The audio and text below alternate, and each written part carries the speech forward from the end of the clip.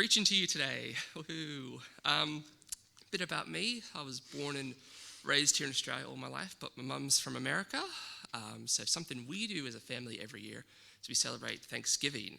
And it looks, it's this great once a year meal that we get the whole family together and we spend days preparing food, just getting ready to have this great meal of, bonding and whole family together, great conversations and just good family times. And it looks, I've got a picture of what it looks like.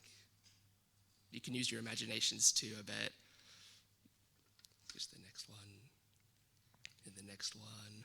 Yeah, look, it's great stuff. We have a big turkey and just thank God for all that's happened throughout the year.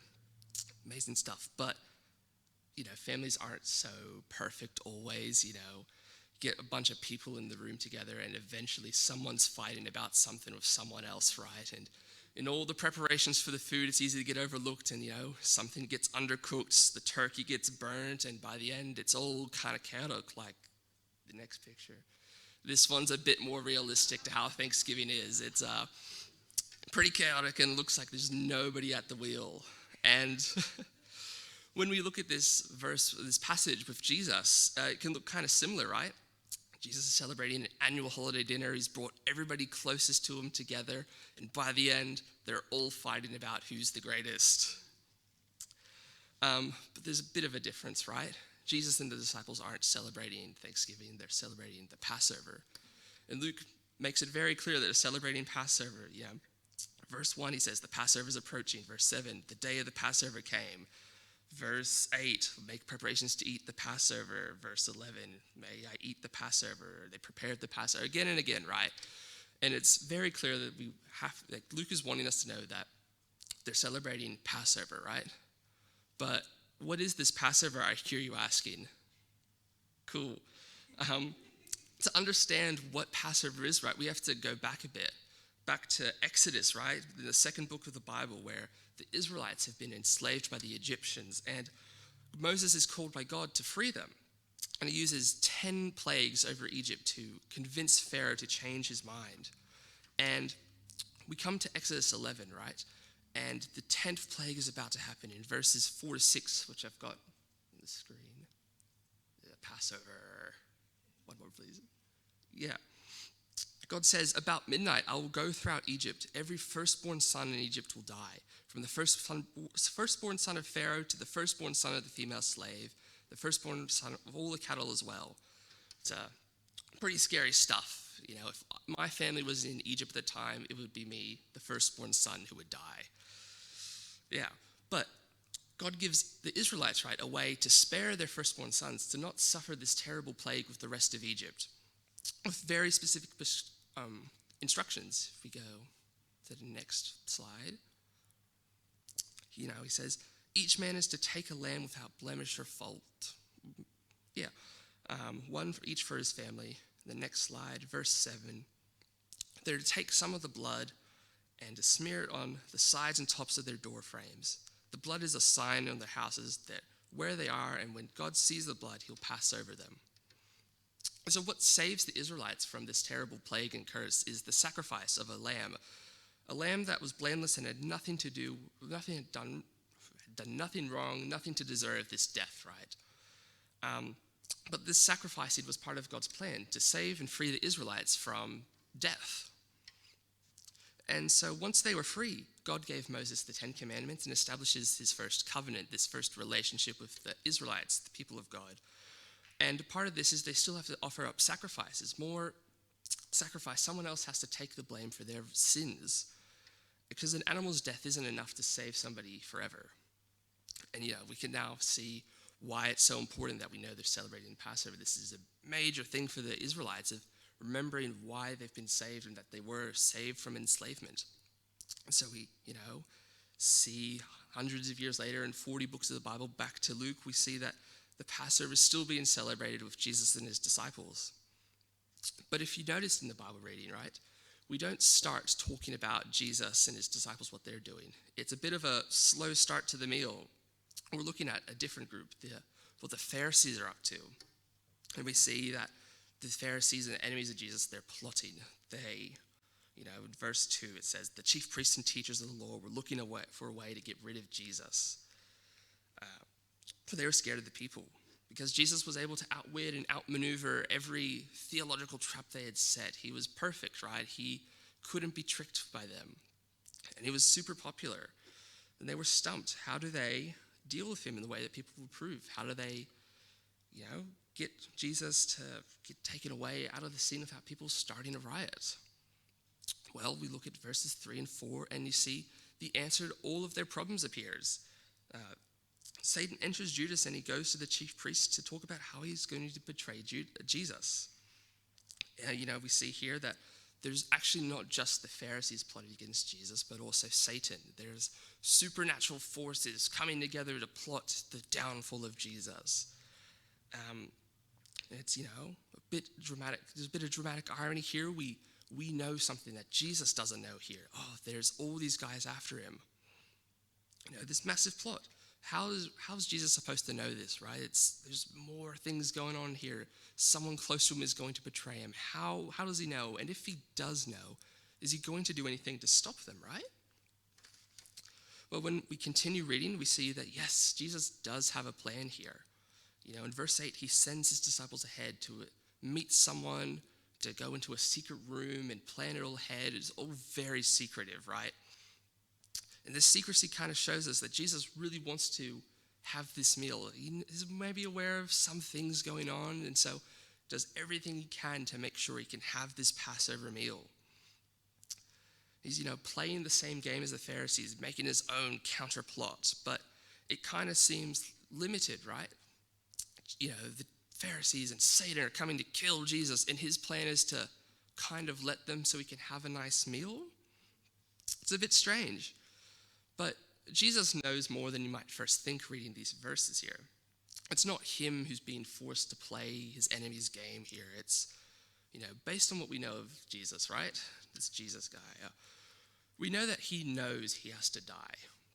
As early as chapter 9 of Luke, he's predicting his death. He foretells that he must die. And even in this verse, he says, in this passage, he talks about how he wants to eat this meal before he suffers. He emphasizes he will not eat again. He will not drink again. Very finality, something's going to happen to him, and he knows. More so, he knows that he's going to be betrayed, right? He says, the hand of him who's going to betray me is with mine at this table. Jesus is aware of everything that's going to happen to him, right? But if he knows, why doesn't he stop them, right? Why does he let them do what they're doing? Jesus could probably stop them. And another question is, we know that Jesus must die. Jesus brings it up here and, again, right? So why doesn't he just, not bring up any religion or politics at the table so we can all have just a nice meal, right? Just have some peace. But this is where we come to the main point of the passage. We're looking at verse 15 again. Jesus says, I eagerly desire to eat this meal. And we see why he wants to do this. He explains he just wants to explain what's going to happen to his disciples, right? He explains it here in a metaphor. Usually it's a bit confusing when Jesus talks in metaphors and parables, but here he's quite clear. He says, he takes the bread, he gives it to the disciples saying, this is my body broken for you. In the same way, he takes the cup and says, this is my blood. This cup is the new covenant in my blood, which is poured out for you. Like the bread, his body will be broken. Like the wine, his blood will be poured. And I had another slide, I think. Yeah. As here we see the pieces of a bigger picture here. Jesus must die. Verse 22, the Son of Man will go as it's been decreed. And he's dying for us. As he says, this is my body given for you. My blood poured for you. And what Jesus is talking about is this, right? He's going to sacrifice himself to take the punishment for our sins. Just like the lamb's blood, which was poured out in the place of the Israelite firstborns way back in Egypt, he's going to pour his blood out in our place. He says it'll bring a new covenant, a new relationship that'll, and by dying, he will pay the price for our wrongdoings. He'll be a perfect Passover lamb. Jesus is this Passover lamb. And now we see the greater plan Jesus is plotting here. A plan that starts all the way back in the time of Moses. A plan that needed the plotting of his enemies against his life. A plan that needs Jesus to die. And the plan isn't just simply to prove that Jesus is God or to destroy the Romans as the disciples might have wanted, right?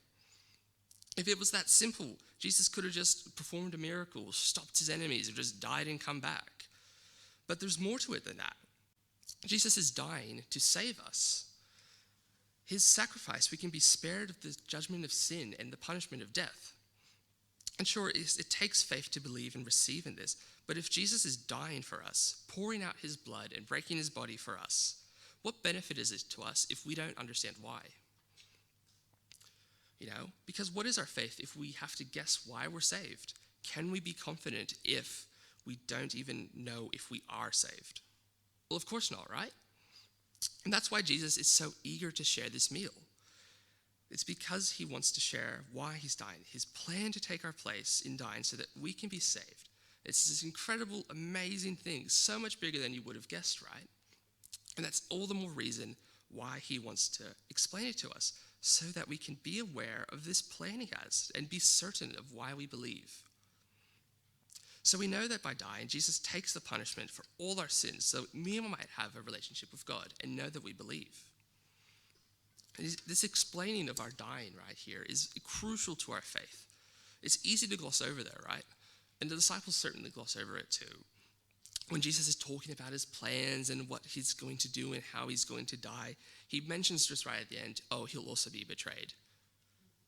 But this is all the disciples kind of focus on here. You see at the end in verse 24, a dispute arises among them of who might be the greatest. I imagine it goes along the lines of, Jesus is going to be betrayed. It would never be me. It's probably Matthew. Matthew goes, no, it's not me. I'm the best. It's probably John who's going to do it. And it all spirals from there. And it makes sense, right? Who wants to be known as the guy who kills Jesus? But we also gloss over this, just like the disciples, for a different reason. I think, this is the section of the Bible we get communion from. It's well repeated, and I think if you hear it so many times, you can kind of just go, yeah, it's, another verse, another thing. You can drink the bread and eat the wine and, and just remember that, Jesus died and came back. But it's so much more to it, Jesus, from the beginning, was planning to die, not just to die and come back, but to die for you. Die so that you would be saved. And in this Last Supper, Jesus wants you to know what he's dying for, which is for you, and for you to know that you're saved. He's suffering the ultimate punishment, all for you, blood poured out for you. And yet he still wants to take the time to sit down and reassure you why you're saved. Yeah, thank you. That's the end.